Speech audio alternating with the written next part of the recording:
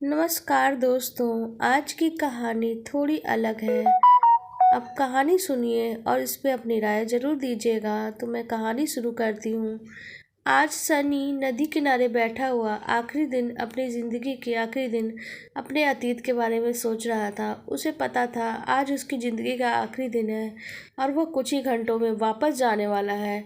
कुछ घंटे जब वो वापस चला जाएगा और अपने जीवन के अतीत के बारे में सोच रहा था, उस जीवन के बारे में जो इस शरीर में नहीं था। क्या हुआ था, शनि क्यों जाने वाला था और ये आखिरी दिन क्यों जीने वाला था, क्यों आज उसकी मौत का दिन था, क्या करने वाला था शनि, और शनि को ये ज़िंदगी कैसे मिली थी, क्यों कह रहा था शनि कि ये उसके शरीर नहीं, शनि की ज़िंदगी की क्या कहानी थी, और वो क्यों कह रहा था ये उसका शरीर नहीं, इसका मन नहीं, और वो क्यों जाने वाला था। आज हम ये जानेंगे इस कहानी के जरिए। सनी अपनी ज़िंदगी अपने बचपन के दिन में खो गया, जब वो सनी नहीं था, क्योंकि ये शरीर तो उसका था ही नहीं। उसका बचपन का नाम, उसका नाम रामप्रीत था, जब वो रामप्रीत ही था, और जो उसके माता पिता ने ये नाम रखा था। रामप्रीत अपने बचपन में दौड़ रहा था एक गांव में, खेत के किनारे दौड़ रहा है और उसके आगे आगे दौड़ रही है उसकी बेस्ट फ्रेंड राधिका। वो राधिका के पीछे दौड़ रहा है। राधिका के पाँव में दौड़ते हुए चप्पल टूट गई तो रामप्रीत ने उसे पकड़ लिया। राधिका बहुत जोर से गुस्साई और बोली, मैं तेरी खोपड़ी फोड़ दूंगी, तूने मुझे प्यार में फंसा के गिरा दिया और मुझे। रामप्रीत फिर हंसते हुए बोला, अरे तेरी चप्पल तो टूट गई, चल मैं तेरी चप्पल बनवा देता हूँ। उसके बाद रामप्रीत उसे मोची पास ले गया और चप्पल बनवा दिया। राधिका भी गुस्से में थी पर हंसने लग गई, और गुस्सा करने वाली राधिका ही उसकी सबसे अच्छी दोस्त थी। रामप्रीत और राधिका खेल कूद के बड़े हो गए, जिंदगी आगे बढ़ रही थी, पर रामप्रीत के मन में राधिका को लेकर बहुत से ख्याल आ रहे थे। राधिका जो युवा हो गई थी और एक तेज लड़की, गांव की सारी सीधी सादी लड़कियों को देखा और राधिका जैसी तेज लड़की जो बोलती भी है, जैसे दुर्गा का रूप है, ये राधिका ही मेरी पत्नी बनेगी, राधिका ही मेरी जीवन साथी बनेगी। रामप्रीत बड़ा हो गया और उसने अपने माता पिता से कहा, मुझे गांव की सीधी सादी लड़कियों में से ब्याह नहीं करना, मुझे तो ये तेज तर्रार राधिका ही अच्छी लगती है।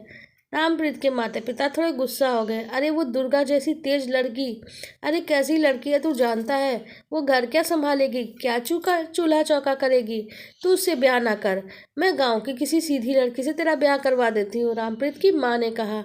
तो रामप्रीत ने कहा, मैं तो राधिका से ही ब्याह करने वाला हूँ।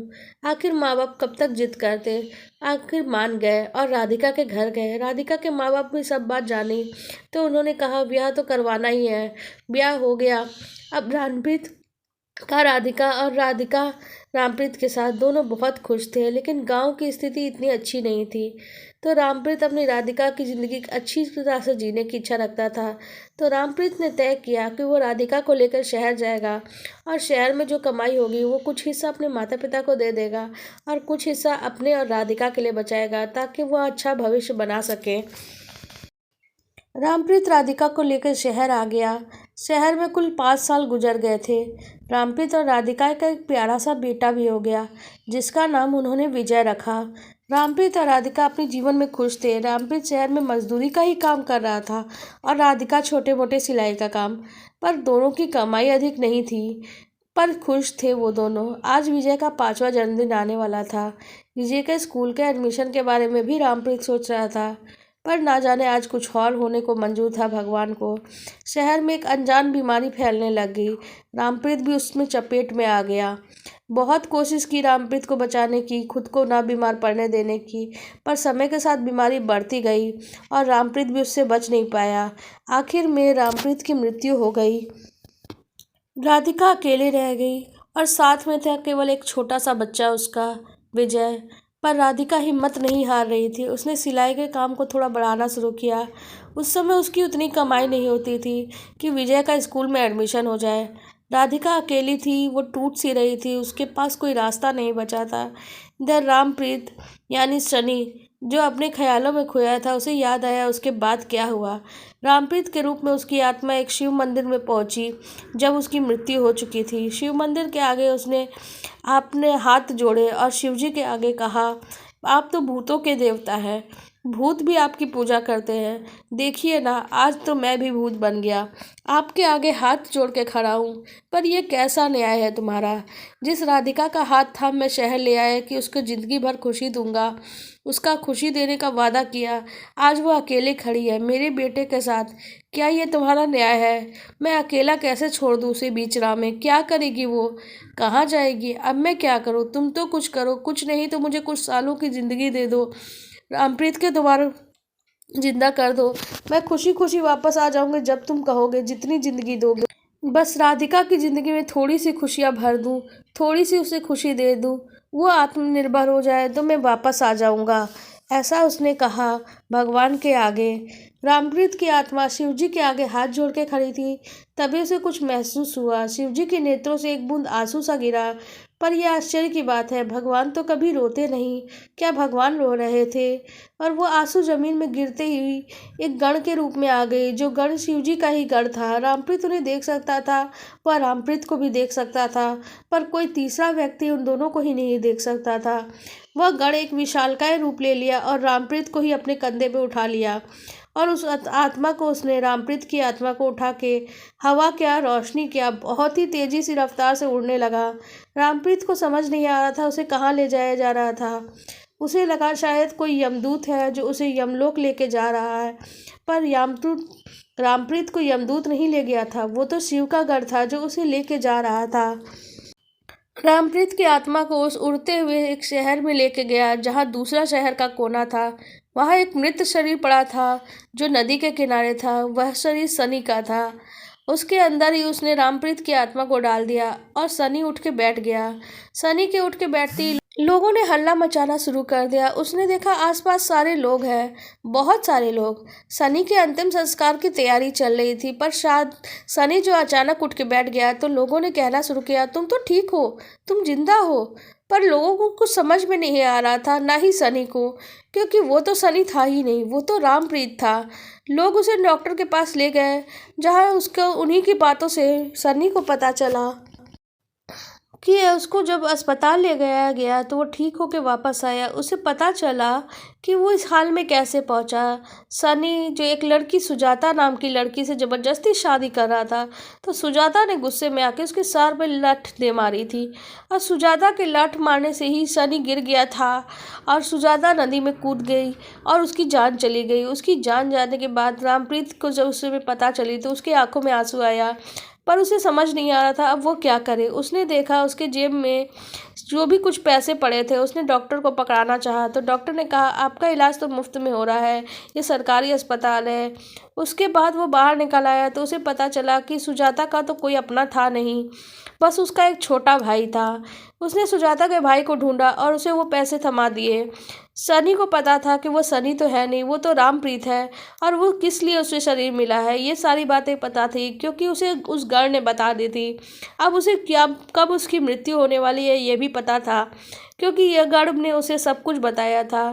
ठीक 11 वर्ष बाद उसे वापस जाना है, यानी वापस मर जाना है। यह बात वो अच्छे से जानता था। उस गढ़ ने उसे ये सारी बातें बता दी थी। सनी के रूप में वो ट्रेन के एक कंपार्टमेंट में बैठ गया, जहां उसने टिकट भी नहीं ली थी। टिकट चेक करने वाले हिस्से में जब टिकट चेकर आया तो उसने कहा तुम्हारे पास टिकट नहीं, तुम बाहर बैठो। सनी के रूप में उसके पास पैसे वगैरह तो थे नहीं, पर उसे अपनी मंजिल पता थी, उसे कहाँ जाना है। उसे जाना था रामप्रीत वाले घर, जहाँ राधिका, उसका बेटा उसका इंतज़ार शायद कर रहे हो। पर वो इंतज़ार क्यों करेंगे, उसकी तो मृत्यु हो चुकी है, यानी रामप्रीत के रूप में उसकी मृत्यु हो चुकी है। पर वो राधिका से वादा कर चुका था कि वो उसकी मदद करेगा। उसके दरवाजे के आसपास पहुंचा तो उसने देखा राधिका दुखी है। वो तय कर लिया कि राधिका की किसी भी तरह मदद करेगा। रामप्रीत तो मजदूरी करता था। उस जगह पे वो पहुंचा, उसका परिचय अपने रामप्रीत के भाई के रूप में दिया और उससे कहा कि मजदूरी का काम मिल जाएगा। तो व्यक्ति ने मजदूरी का काम उसे दे दिया। रामप्रीत की मृत्यु हो चुकी है, उसकी जगह कोई काम करता है तो उसे तो मजदूर मिल ही जाएगा, तो उसने उसे खुशी खुशी काम दे दिया। रामप्रीत करीब करीब उस मजदूरी से बहुत ज़्यादा काम कर रहा था, क्योंकि सनी का शारीरिक शक्ति बहुत ज़्यादा थी रामप्रीत की तुलना में। वो बहुत हट्टा कट्टा था, तो इसलिए वो ज़्यादा से ज़्यादा काम कर पा रहा था, क्योंकि शारीरिक रूप से बलवान होने के कारण उसको ज़्यादा काम कर सकता था। लेकिन उसे पता था उसके पास सिर्फ 11 वर्ष का समय है, और 11 वर्ष तक लगातार तो अपनी पत्नी बच्चों से वो दूर नहीं रह सकता था। उनकी वो एक झलक देखना चाहता था। तो वो काम करते करते उसने थोड़े पैसे जोड़े, तो अपने पत्नी के दरवाजे पे गया, यानी रामप्रीत की पत्नी के दरवाजे पे। तो वहाँ उसे पैसे पकड़ाने चाहे, और उसने कहा, मैं गांव का व्यक्ति हूँ। पर कुछ ऐसी घटनाएं हुई जिससे उसकी पत्नी को शक हुआ, ये व्यक्ति मेरे पति का भाई नहीं हो सकता, मेरे पति का तो कोई भाई ही नहीं था, ये झूठ क्यों बोल रहा है। उसकी पत्नी ने कहा, जरूर कोई लालची व्यक्ति है या फिर कोई चोर उचक्का है जो मेरे साथ गलत करने का इरादा रखता है। राधिका बहुत शुरू से तेज रही है। उसने लाठ लेके बाहर आ गई और उसने गुस्सा होते हुए बोली, खबरदार जो तुमने गलत इरादा किया, मेरे पति का कोई भाई नहीं था, तू यहाँ गलत इरादे से आया है, तेरी खोपड़ी फोड़ दूंगी। तो सनी के रूम में रामप्रीत ने वो सारी बातें कही जो रामप्रीत कहा करता था, और उसकी बातें सुनकर उसके हाथों से लठ छूट गई। राधिका ने कहा, ये सारी बातें तो मेरी पति करता था, तुझे कैसे पता? ये तो हमारे बचपन की बातें हैं, और तू है कौन, तू कैसे जानता है सब कुछ? तो उसने कुछ ऐसी बातें बोलनी शुरू कर दी जिससे राधिका को यकीन हो गया कि यह कोई शनि नहीं है, जरूर इसके अंदर मेरे पति की ही आत्मा है। पर राधिका इस बात को सरेआम कैसे पूछती? फिर उसने खुद ही बताया किस तरह से उसकी मृत्यु के बाद शिवजी के सामने उसने हाथ जोड़ा तो उसे यह शरीर मिला, पर यह शरीर उसे कुछ ही वर्षों के लिए मिला है। बस वो राधिका की कुछ मदद करने की इच्छा रखता है। उसके बाद वो राधिका के घर में रहने लगा, क्योंकि राधिका तो अंदाज़ा लगा चुकी थी कि ये उसके पति की ही आत्मा है। पर राधिका से विवाह तो कर लेती है, पर उनके बीच कोई रिश्ता नहीं होता। राधिका जानती थी ये उसके पति की आत्मा है, पर उसका शरीर से कोई रिश्ता नहीं। तो सनी नाम के व्यक्ति को जानती भी नहीं थी, इसलिए वो उससे दूर ही रहती। पर शारीरिक मेहनत सनी करता और वो सारे पैसे राधिका को दे देता, और उससे जो सिलाई के काम है वो इसको थोड़ा और बढ़ाना चाहता था ताकि वो तरक्की कर जाए। उसने कहा, मेरे पास ज़्यादा समय नहीं है। राधिका जितनी मेहनत कर पाती करती, और सनी जितने कमा के लाता, जो रामप्रीत का था वो अब सनी हो चुका था। बस वो जितने भी पैसे कमाता वो राधिका को देता, और राधिका के सिलाई के काम को दून दूनी रात चौगनी बढ़ाने की कोशिश में लगा रहता। समय बीतता जाता था। राधिका जानती थी, और राधिका के रूप में वो अच्छी तरह जानती थी, 11 वर्षों के बाद ही ये व्यक्ति नहीं रहेगा, यानी सनी नहीं रहेगा, लेकिन ये उसके पति का शरीर नहीं है, बस उसकी आत्मा ही है। समय बीतता गया। राधिका की सिलाई का दुकान बहुत बड़ी हो गई। कई लोग उससे सिलाई सीखने भी लग गए। अब राधिका का बेटा भी करीब 14-15 बरस का हो चुका था। राधिका के स्कूल के फंक्शन में चली गई उसके, और कुछ समय बाद वो वापस लौटी तो सनी को चिंतित अपने रूम में बैठा देखा। वह उसके पास आकर बैठी, बोली, चिंता क्यों कर रहे हो, अब तो सब कुछ ठीक हो गया है। उसने कहा, मेरे पास ज़्यादा समय नहीं बचा, मुझे जाना होगा, मेरे जाने का समय नज़दीक आ गया है। ये बात सुनकर राधिका की आंखों में आंसू आ गए, परंतु सच तो उसे भी पता था और राधिका को भी, जो सनी नाम का व्यक्ति असल में रामप्रीत की आत्मा, बस वे कुछ समय उसको शरीर उधार के रूप में मिला है। राधिका इस चीज़ के लिए सहमत हो गई, आखिर वो कर भी क्या सकती थी। अब वो सनी के रूप में जाने लगा, जहाँ वो मजदूरी करता था वो वहाँ चला गया। वहाँ बैठा हुआ था, तभी एक लड़का आया। जो कुछ हुआ था उसने उसने कुछ खाने के लिए दिया। वो सनी से काफ़ी परिचित था, और सनी उसे जानता था, क्योंकि वो सुजाता का ही भाई था, जिसके साथ उसने ज़बरदस्ती विवाह की कोशिश की थी, और सुजाता ने आत्महत्या कर ली थी। पर असल में तो ये रामप्रीत है। उसे अच्छे से पता था कि आज क्या होने वाला है, और ये बात वो अच्छे से जानता था। सुजाता के भाई ने उसे खाने में जहर मिला के दे दिया, और ये बात वो खुद भी जानता था। पर सनी और रामप्रीत ये बात जानने के बाद भी, उसने आंखों से देखने के बाद भी उससे कहा, मैं जानता हूँ इस खाने में जहर है, पर मैं नहीं चाहता कि मैं इसे तुम्हारे बर्तन में खाऊं, वरना तुम फंस जाओगे मेरी ही हत्या के केस में। पुलिस तुम पर कार्रवाई करेगी, तुम्हें पकड़ लेगी मेरी हत्या के जुर्म में। मैं नहीं चाहता कि तुम फंस जाओ। मेरी मृत्यु तो अटल है, और मेरी मृत्यु पहले से तय है। मैं इस जहर को खाऊंगा, मेरी मृत्यु तो हो ही जाएगी, पर ध्यान रहे मैं तुम्हें कुछ नहीं होने देना चाहता। इसलिए आज मैं उस स्थान पर जा रहा हूँ जहाँ सनी की मृत्यु हुई थी। इस बार सुजाता के भाई को कुछ समझ नहीं आया तो उसने वो सारी बातें बताई कि वो कैसे रामप्रीत की आत्मा है। सुजाता के भाई को जब ये बात पता चली कि वो सनी का शरीर है सिर्फ, और सनी की आत्मा तो कब का यमदूत ले जा चुके हैं, तो उसने कहा तुम ये जहर वाला खाना मत खाओ, तुम अपने परिवार के साथ खुश रहो, तुम खुश रहोगे तो मुझे कोई दुख नहीं होगा। उसने कहा मेरे जाने का समय हो गया है, अब भगवान ने मुझे इतना ही समय का वक्त दिया था, मुझे जाना ही होगा। उसके बाद सनी एक सफ़ेद रंग के प्लास्टिक के टिफिन में उस खाने को ही पैक करवा लेता है जिसमें जहर था, और उसे लेके उस ट्रेन में बैठ गया जिसमें बैठ के वो कई सालों पहले इस जगह पे आया था, और उस जगह पहुंच गया जिस जगह सनी की बॉडी मिली थी, उस नदी किनारे जहाँ पे सनी की बॉडी मिली थी। वहीं बैठ के उसने एक चिट्ठी लिखी और अपने मरने का कारण कुछ नहीं लिखा, बस इतना लिखा कि उस दुनिया से जाना चाहता है क्योंकि इस दुनिया से जाने का उसका समय हो गया। उसके बाद उसने वो जहरीला खाना खा लिया। उसके थोड़ी देर बाद ही उसकी मृत्यु हो गई।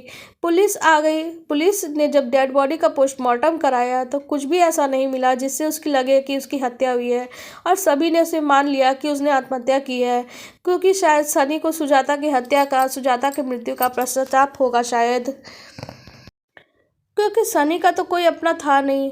पुलिस उसकी लाश को लावारिस मान लेती है और उसका अंतिम संस्कार करवाने वाली ही थी, वैसे ही जैसे ही कुछ लोग इकट्ठे हुए थे। अब पुलिस उसके अंतिम संस्कार की तैयारी करने लगी, तभी वहाँ एक स्त्री और एक युवा लड़का करीब 15 बरस का वहाँ पहुँचा और उसने कहा मेरा नाम राधिका है, ये मेरा लड़का विजय है। सनी ने मुझसे विवाह किया था, इस नाते ये उसका भी लड़का होता है और ये उसका अंतिम संस्कार करेगा। पर किसी को ये बात नहीं पता था कि राधिका रामप्रीत की पत्नी थी और रामप्रीत की आत्मा सनी के शरीर के अंदर थी। जब की मृत्यु हुई तो राधिका ने मन में सोचा कुछ नहीं तो तुम्हारी मुक्ति के लिए इतना तो मैं कर ही सकती हूँ। इतना लंबा समय बीत गया, अब तो सारा सच सबको पता चलना है, लेकिन उससे पहले अगर किसी को पता भी चल जाए मैं तुम्हारी अंतिम संस्कार कर देना चाहती हूँ। और विजय ने सनी के शरीर का अंतिम संस्कार कर दिया। राधिका उसके बाद अपने घर लौट गई और रामप्रीत की तस्वीर के आगे खड़ी हो गई। वहाँ रामप्रीत की तस्वीर में देख के उसने कहा तुम्हारा धन्यवाद इतना लंबा समय मेरे साथ बिताने के लिए। जब तुम्हारी मृत्यु हो चुकी थी फिर भी तुम वापस आए, मेरा साथ दिया, मेरे जीवन के दुखों को दूर किया। अब मैं बाकी का जीवन अपने बेटे के साथ खुशी से बिता तो पाऊंगी, पर तुम्हारी यादें हमेशा मेरे साथ रहेंगी। उसके बाद उसकी आंखों में आंसू आ गए और उसने जान लिया था रामप्रीत को भी तो मुक्ति मिल ही गई होगी, क्योंकि उसका उद्देश्य पूरा हो गया। और उसने राधिका का साथ भी नहीं छोड़ा। राधिका के साथ निभाने की उसने पूरी कोशिश की। बस राधिका के मन में एक ही बात थी कि अगले जन्म में भी मुझे तुम्हारा जीवन साथी बनना है। याद रखना रामप्रीत, तू मेरा जीवन साथी है और हमेशा ही मेरा जीवन साथी रहेगा, हर जन्म में। आपको हमारी ये कहानी कैसी लगी कमेंट सेक्शन में ज़रूर बताइएगा। आपको अगर हमारा चैनल पसंद आ जाता है तो चैनल को लाइक और सब्सक्राइब ज़रूर कर दीजिएगा।